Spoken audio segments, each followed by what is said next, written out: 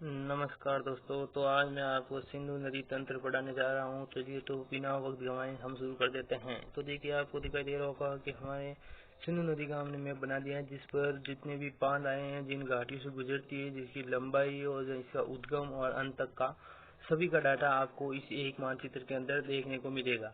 ठीक है, तो चलिए शुरू करते हैं। तो सिंधु नदी, चलिए इसको थोड़ा बड़ा कर देते हैं। आप कहते हो तो, अगर नहीं दिख रहा है तो चलिए।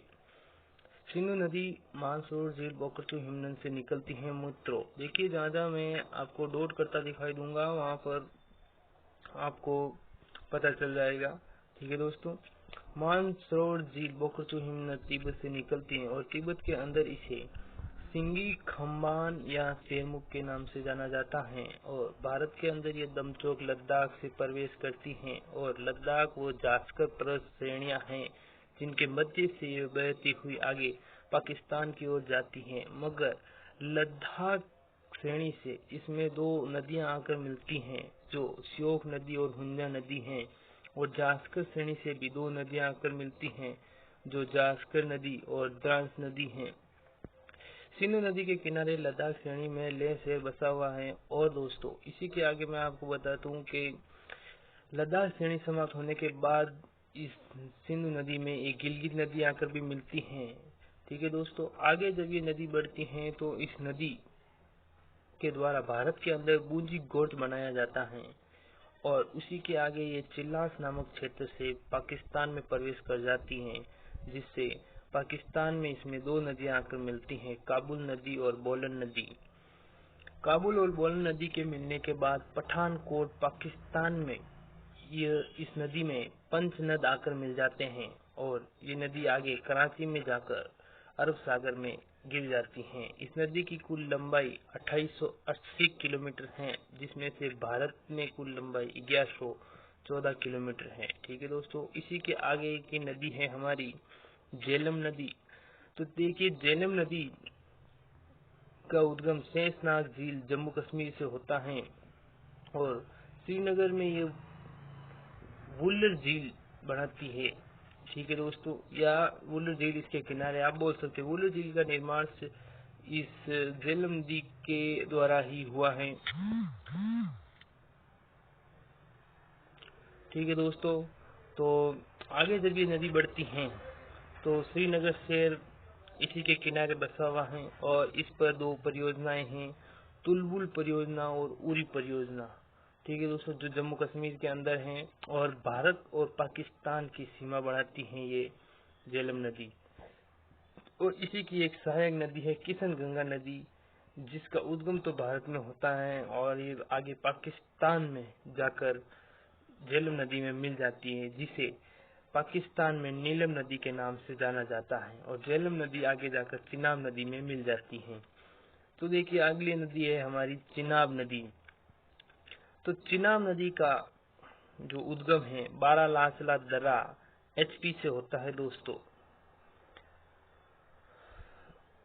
और एचपी में चंद्रभागा के नाम से ये जानी जाती है चिनाब नदी और किलोंग घाटी से होकर निकलती है। किलोंग घाटी भी एचपी में ही है, यानी हिमाचल प्रदेश। और इस पर भी तीन परियोजनाएं बनी हुई हैं, बगलिहार परियोजना, दुलहस्ती परियोजना और सलल परियोजना। तीनों परियोजनाएं जम्मू कश्मीर में चिनाब नदी पर हैं। ठीक है दोस्तों, इसी के साथ हम आगे बढ़ते हैं और इसमें आपको बता दूं दोआब, जो पंच नदियों के सिंधु नदी तंत्र के बीच जो दोआब बनते हैं वो।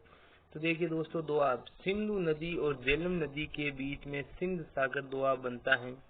झेलम नदी और चिनाब नदी के बीच में चार दोआब बनता है। चिनाब नदी और रावी नदी के बीच रचना दोआब। ठीक है दोस्तों, ना की रचना, यहाँ टाइप मिस्टेक हो गया है। रावी नदी और व्यास नदी के बीच वारी दोआब बनता है और व्यास और सतलज नदी के मध्य विस्त बनता है। ठीक है दोस्तों, तो अब बारी आती है हमारे रावी नदी की।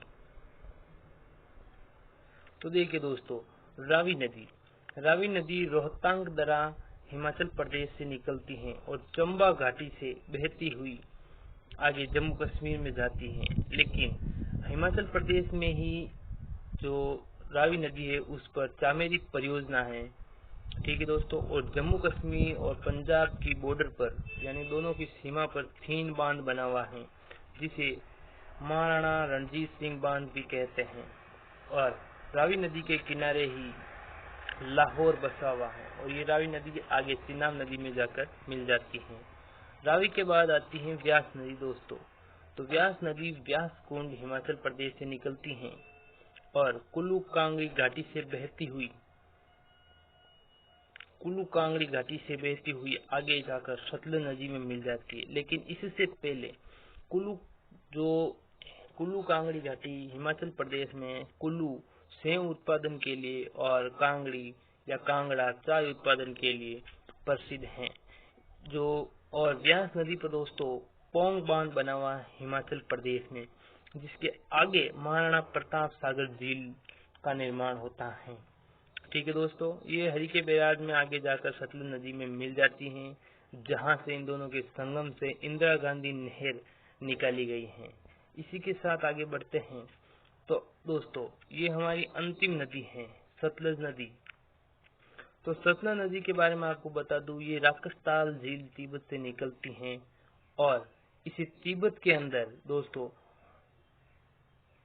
लांगचेन खम्बाओ के नाम से जाना जाता है। ठीक है दोस्तों, और ये हिमाचल में जो भारत में प्रवेश करती है, हिमाचल के सिपकिला दर्रा से प्रवेश करती हैं।